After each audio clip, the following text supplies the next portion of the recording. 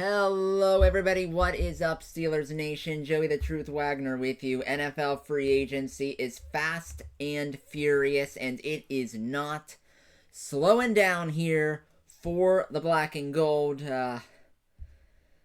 Late Sunday night, the Steelers signed Russell Wilson to presumably be their quarterback one. Earlier this afternoon, they signed linebacker Patrick Queen, the Ravens all-pro linebacker, to a 3-year contract. I'll get into that a little bit later, but the breaking story here broke minutes ago. Adam Schefter reporting that the Steelers are trading wide receiver Diontae Johnson to the Carolina Panthers.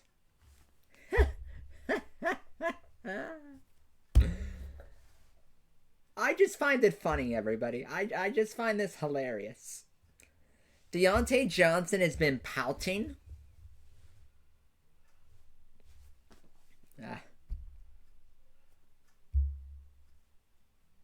He's been pouting about the Steelers and the quarterback situation.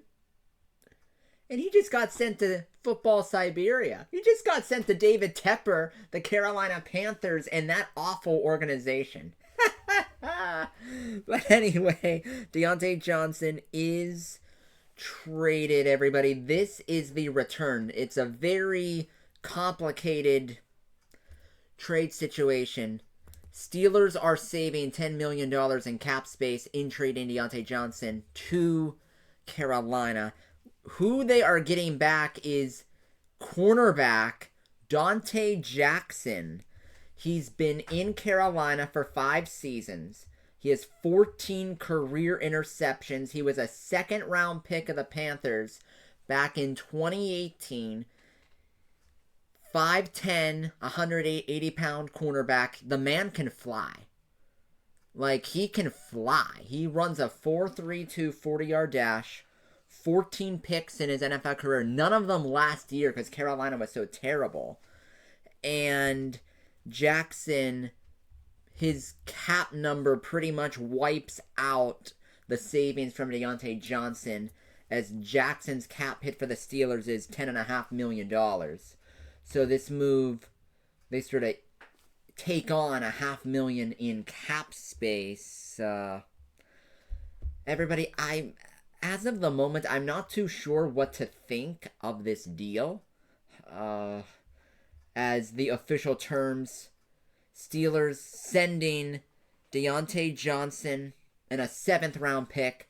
Steelers get back Donte Jackson and a 6th-round pick. Everybody, I understand the Steelers trading Diontae Johnson. He was in the final year of his contract. Steelers were probably not going to sign him to a 3rd contract, so he probably wasn't going to be coming back. So trading him, I understand. This corner, I mean, the numbers look good, and last year he had a Pro Football Focus grade of 64.3. Steelers did need a corner on the outside with Levi Wallace not coming back. So a corner was a need.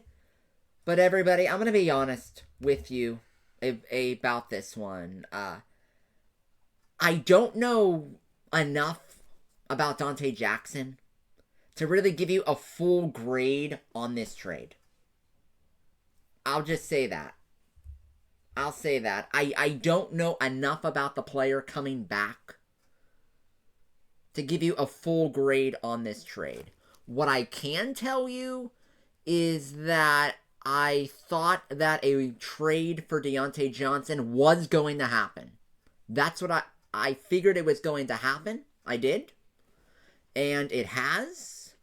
And everybody, we will see with Jackson how this goes. The Steelers do get a corner on the outside to pair with Joey Porter Jr. I honestly thought that Pittsburgh was potentially going to look to get a corner in the draft, but they filled the need here through the DJ trade. And now looking at the Steelers draft, they now have pick 20 in the first round, pick 51 in the second round, the third round pick, 2 fourths, and 2 sixth round picks. That's what Pittsburgh has now in terms of the draft. I'll say this, everybody. If you're in Carolina, if you are in Carolina and you're a corner and you have 14 picks over the last 5 years, for how much of a train wreck that franchise has been, we'll take it. But it's a very interesting trade. And we will see how it works out. The implications of this, Diontae Johnson gone, so the Steelers lose their wide receiver who could get separation and get open. Bryce Young, the young quarterback of the Panthers, he's going to love having Diontae Johnson because he gets open, he gets separation. So, a good move to help out your young quarterback. And everybody, this is the main piece I got from this trade. The Steelers are going to draft a wide receiver high in this draft. With Diontae Johnson gone and Allen Robinson cut, you have George Pickens, Calvin Austin Jr., and pretty much nothing else now in the wide receiver room. The Steelers are going to draft a wide receiver within the first 2 rounds. And the good news for Pittsburgh, this wide receiver class is loaded. It is loaded. So you'll be able to find a very good receiver at the 51st pick in the draft. And over the last 20 years, no NFL team has drafted and developed wide receivers as good as the Pittsburgh Steelers. Also, other than Joey Porter Jr., no team has drafted and developed corners in the last 10 years as bad as the Pittsburgh Steelers have. So with that logic, I can see why you would get a corner. It's a position you struggle with developing, and you're trading out a position you develop for one that you stink at developing. So that logic makes sense. But we will see how it goes.